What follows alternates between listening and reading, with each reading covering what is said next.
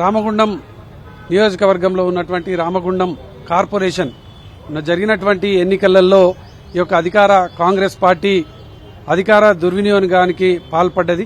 ఆది నుంచి అంతం వరకు రామగుండం కార్పొరేషన్ ఎన్నికలలో ఒక దుర్మార్గమైనటువంటి విధంగా ఎన్నికలు నిర్వహణ జరిగింది.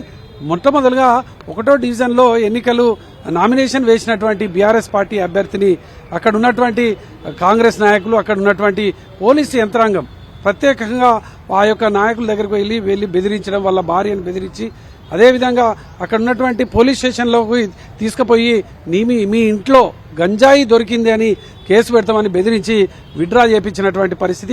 ఏకగ్రీవంగా ఎన్నిక అయ్యేటువంటి విధంగా వాళ్ళు దుర్మార్గమైనటువంటి ఆలోచన చేశారు. ఒక పోలీస్ యంత్రాంగం అయితే కాంగ్రెస్ కు కండువలు కప్పుకొని పనిచేసినట్టే పనిచేసినారు. అక్కడ ఉన్నటువంటి మా బీఆర్ఎస్ నాయకులను బెదిరించడం, ప్రచారానికి పోత కూడా పోనీయకుండా చేయడం, బీఫామ్లు ఇచ్చి నామినేషన్ వేసినటువంటి వాళ్ళను బెదిరించి ప్రలోభ పెట్టి అనేక విధాలుగా భయభ్రాంతులకు గురి చేపించి విత్డ్రా చేయించినటువంటి పరిస్థితిని చూసినాం.